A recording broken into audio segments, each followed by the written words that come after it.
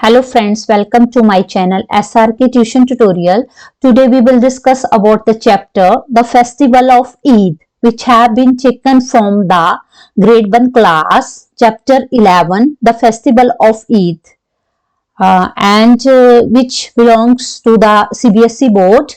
So please concentrate here and I will discuss here all the questions and answers of this chapter. So concentrate here. So we will start from the question number 1. Question number 1 is, where did Shalini and her parents go? नाम से clear हो रहा है, छोटे छोटे बच्चे होते हैं, उनको पता नहीं होता है कि क्या लिखा है ये, ठीक है। पहले तो पढ़ना सीखना चाहिए छोटे बच्चों को, ग्रेड 1 क्लास के लिए ये where did Shalini and her parents go. जो शालिनी थी और उसके जो पेरेंट्स थे वो कहाँ जा रहे थे, मतलब कहाँ जा रहे थे वो, ठीक है। तो कहाँ जा रहे थे वो जा रहे थे, दे का मतलब था वे, वेंट टू द अरीफास हाउस, वो अरीफा के घर जा रहे थे। अब ये वेंट क्यों लगा है, वेंट हमारी सेकंड वर्ब की फॉर्म होती है, गो वेंट गॉन, तो वेंट क्या है, सेकंड फॉर्म है, गॉन होती है थर्ड फॉर्म, गो होती है फर्स्ट फॉर्म, ठीक है। ये बच्चों को पता होना चाहिए, ठीक है। तो क्वेश्चन पूछा जाएगा आपसे पेपर में, where did Shalini and her parents go, Shalini और उसके मम्मी पापा कहाँ गए थे, कहाँ गए, ठीक है। वेयर डिड कहाँ गए, ठीक है। वेयर का मतलब होता है कहाँ, शालिनी और एंड का मतलब होता है और, हर होता है उसके, पेरेंट्स होता है मम्मा पापा, गो का मतलब है गए, ठीक है। Where did Shalini and her parents go, they went to Arifa's house, ठीक है। Question number 2, where were Arifa and her parents coming from, where were Arifa and her parents coming from. अब आपसे पूछा है बच्चों, अरीफा और उसके मम्मी पापा कहाँ से आ रहे थे, ठीक है, कहाँ से आ रहे थे, वो ये क्वेश्चन पूछा गया, आपने उसका आंसर बताना है, ठीक है। They were coming back to wish her grandparents, वे वापिस आ रहे थे अपने ग्रैंड पेरेंट्स को विश करने के बाद, जो उसके दादा दादी थे उनको विश करने के बाद उन्हें विश किया उनको और फिर वापिस आ रहे थे वो, ठीक है।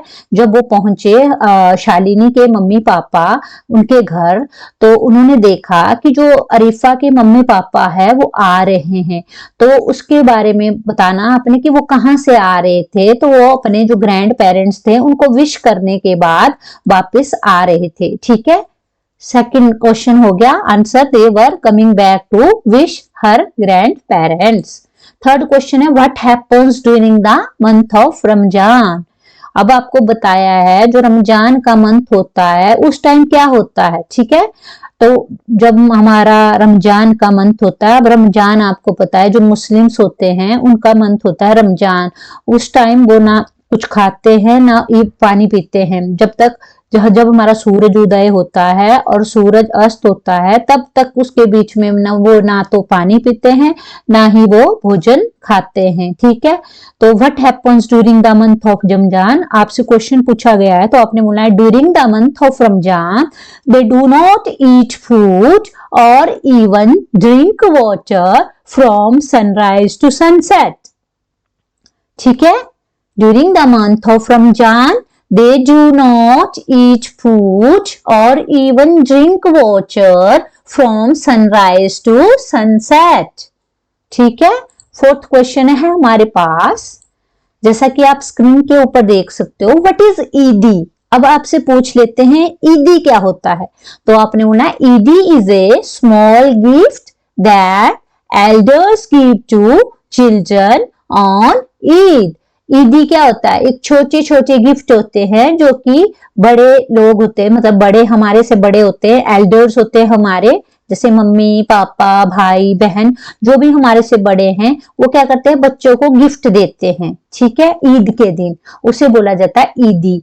तो Eidi is a small gift that elders give to children on Eid, Eid पर देते हैं, ऑन ईद इसलिए लगाया है, ठीक है। नेक्स्ट क्वेश्चन है हमारे पास, what is the month before Eid called, what is the month before Eid called, Eid से पहले जो मंथ आता है उसे क्या बोला जाता है, Ramzan.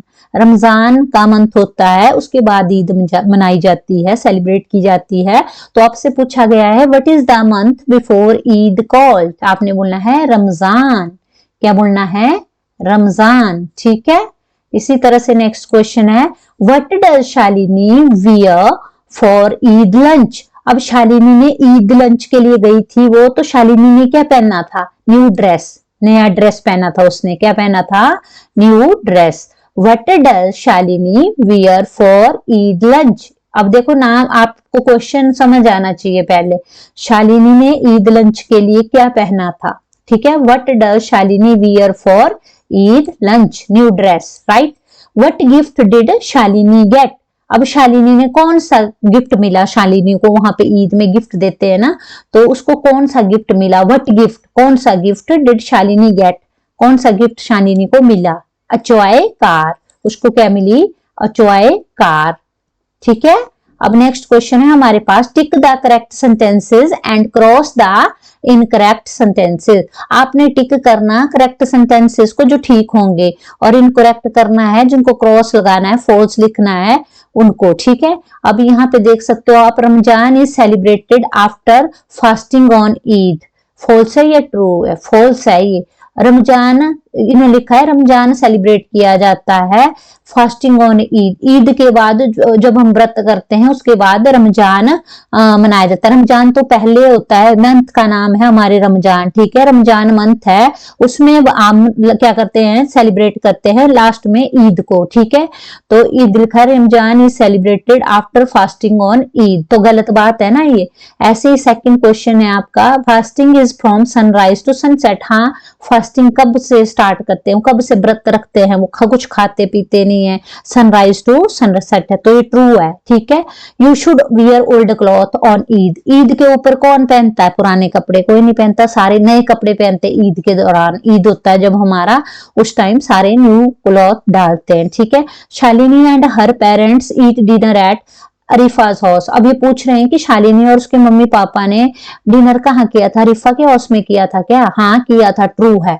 Shalini unwrap her gift once she gets back home. Shalini ने अपने गिफ्ट को अनरैप कब किया था, मतलब खोला कब था उसने अपने गिफ्ट को? जब वो घर पहुंच चुकी थी उसके बाद उसने अपने गिफ्ट को अनरैप किया। तो ये क्या है? ट्रू है। ठीक है। इसी तरह से यूज ऑफ इन, इन का यूज कहाँ होता है? बच्चों को पता होना चाहिए इन का यूज कहाँ होता है। इनका यूज होता है हमारे पास जब कोई चीज हमारी अंदर हो। ठीक है। या फिर कुछ चीज हो, जैसे कि इन शोज दैट समथिंग और a person is inside something. जैसे मैं रूम के अंदर हूं, आई एम इन द रूम, तो क्या लगाऊंगी मैं? इन द, इन का यूज करूंगी कि ऑन द करूंगा? ऑन थोड़ी ना करूंगी ना, इन द रूम करूंगी। ठीक है। कोई चीज अंदर हो, I am in the room, the pen is in the drawer. ठीक है। तो ये यूज ऑफ इन है, मतलब कुछ भी, कोई चीज अंदर हो, इनसाइड समथिंग। ठीक है। अब नेक्स्ट है हमारे pass on. Use of on, on का यूज कब होता है? जैसे कोई चीज टॉप के ऊपर रखी होती है। ठीक है।